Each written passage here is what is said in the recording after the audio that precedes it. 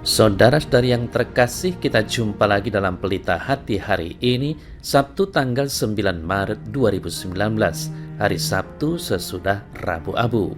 Bersama saya Romo Thomas Suratno SC dari Paroki Cilandak, Jakarta Selatan, mendengar dan merenungkan sabda Tuhan, yakni firman Tuhan yang tersurat di dalam Injil Lukas, bab atau pasal 5, ayat 27 sampai dengan ayat 32.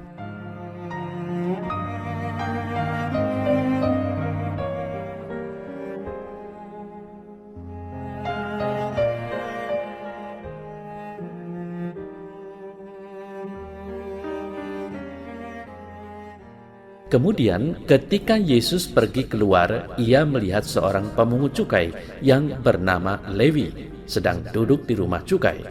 Yesus berkata kepadanya, "Ikutlah aku." Maka berdirilah Lewi dan meninggalkan segala sesuatu, lalu mengikut dia. Dan Lewi mengadakan suatu perjamuan besar untuk dia di rumahnya, dan sejumlah besar pemungut cukai dan orang-orang lain turut makan bersama-sama dengan dia. Orang-orang Farisi dan ahli-ahli Taurat bersungut-sungut kepada murid-murid Yesus. Katanya, "Mengapa kamu makan dan minum bersama-sama dengan pemungut cukai dan orang berdosa?" Lalu jawab Yesus kepada mereka, katanya, "Bukan orang sehat yang memerlukan tabib, tetapi orang sakit. Aku datang bukan untuk memanggil orang benar, tetapi orang berdosa, supaya mereka bertobat."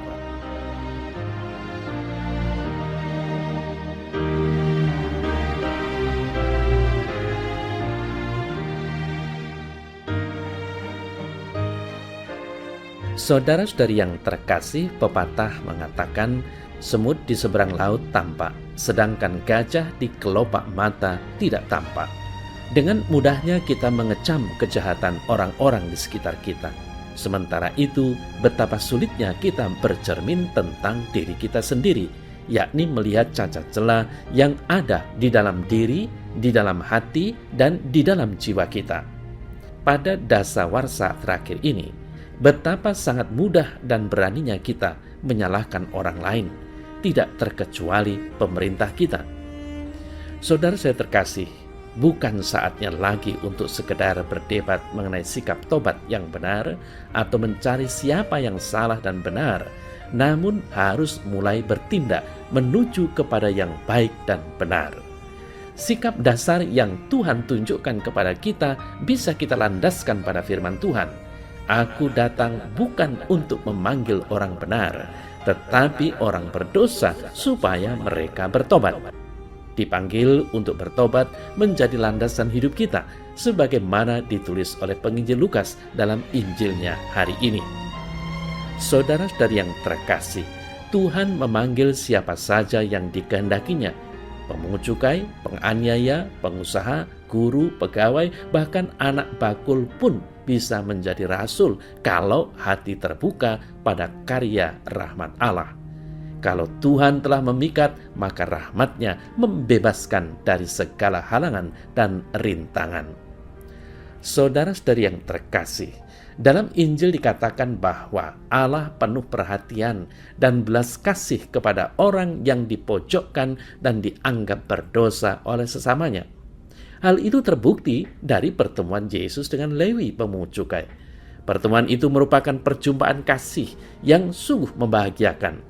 Lewi yang dianggap oleh orang Farisi dan ahli Taurat sebagai koruptor dan pendosa diangkat oleh Yesus menjadi manusia yang berbahagia serta mengalami kesembuhan secara lahir batin. Saudara-saudari terkasih, sebagai tanda ucapan syukur, Lewi pun mengadakan perjamuan bersama Yesus dan rekan seprofesinya untuk menjalin kasih persaudaraan. Lewat ucapan syukur ini, Lewi membulatkan tekad untuk menjadi pengikut Yesus. Akhirnya, Lewi melaksanakan niatnya itu dengan meninggalkan segala-galanya dan mengikuti Yesus dengan setia.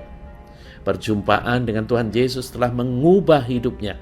Ia meninggalkan kesibukan lamanya sebagai pengumpul pajak, kemudian menjadi salah seorang pengikut yang menemani Yesus berkeliling di tanah Galilea dan Yudea. Saudara-saudari yang terkasih, Dalam masa Prapaskah ini, Injil mengajak kita untuk masuk dalam refleksi dan bertanya pada diri bagaimana sikap kita, baik terhadap Tuhan maupun terhadap sesama. Apakah kita mampu mengikuti Lewi untuk menjadi pengikut Yesus dengan meninggalkan segala perbuatan yang kurang berkenan kepada Yesus selama ini? Hanya kita yang tahu. Saudara-saudara terkasih, Injil hari ini mengajak kita untuk melihat diri kita. Seberapa jauh kita telah berubah sejak kita mengenal dan menjadi pengikut Tuhan Yesus. Kita diantar untuk memaknai arti pantang dan puasa di dalam terang Injil hari ini, ketika Yesus pun mau bersinggungan dengan orang berdosa. Bukan hanya dia dekati, berpesta bersama mereka, tetapi juga memanggil mereka untuk suatu kesempurnaan hidup yang ditawarkannya.